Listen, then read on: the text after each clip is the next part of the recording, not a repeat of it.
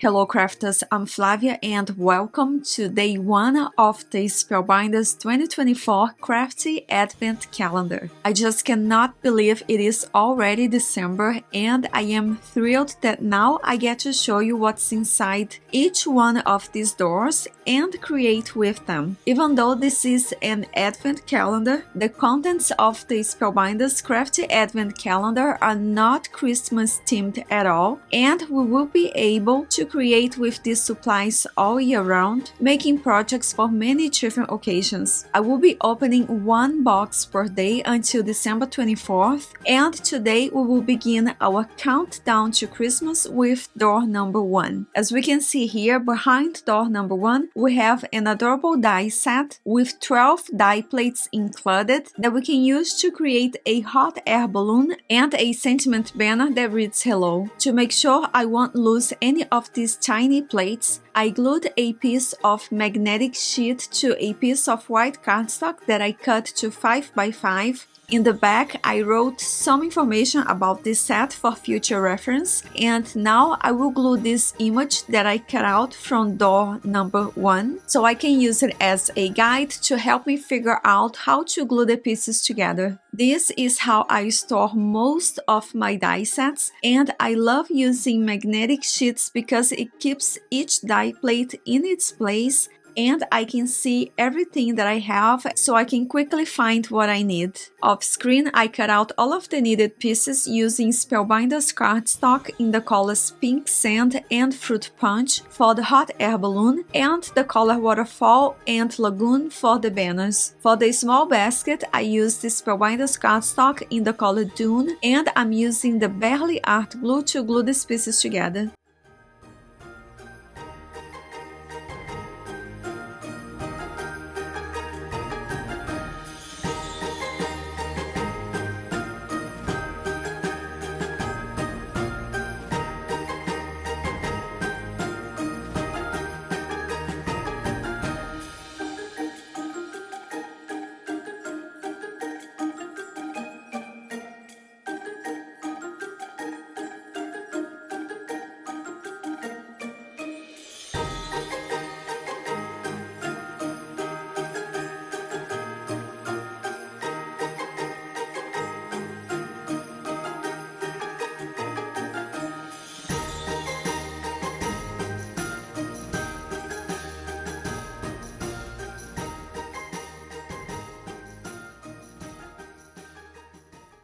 After assembling my die-cut hot air balloon, I went over my stash and found the perfect sentiment for this note card. It says, "Once you are over the hill, you do get a great view." This is from a stamp set by Stampendos, and I will make sure to list all products used in this video in the description box down below so you can always check it out later. I decided to stamp this sentiment on the bottom right corner of my A2 size note card. And since I have the Misty stamping tool out, I will also stamp the sentiment Happy Birthday onto a white panel that measures 4 by 5 1/4 that later I will glue inside my note card. After stamping the sentiments, I will spray golden shimmer all over the front of my note card. Then, while it is still wet, I will dry emboss this note card using Spellbinders Head in the Clouds embossing folder. When combining stamping and dry embossing techniques, it is very important to do the stamping before dry embossing for a flawless stamped result. And since I placed the note card folded inside the embossing folder, I did end up adding texture not only to the front but also to the back of the note card, which I love. Then later we can add white panels inside the note card to create a smooth space so we can write a personal message. Next, using a dirty ink blending brush that I only use with blue ink, I will go around the edges of the front of my note card to add a little bit of blue color to the sky. The last step is to create a matching envelope. I cut cut out these two pieces using metal plates included in the Stamp Pandas A2 gift card holder and envelope die set. I will score this large die cut piece following the engraved lines that the metal plate created on the cardstock, and using strong glue I will adhere the smaller piece on top. Then I will add double-sided adhesive that is about 1/4 inches wide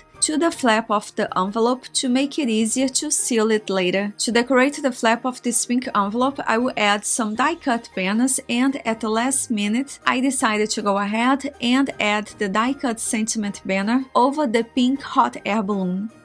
Here is a closer look at the completed note card, and I hope you enjoyed this video. If you're interested, I have a list of all products used in the description box down below, and make sure to tune in tomorrow for the review of door number 2. Thank you so much for watching and have a wonderful day!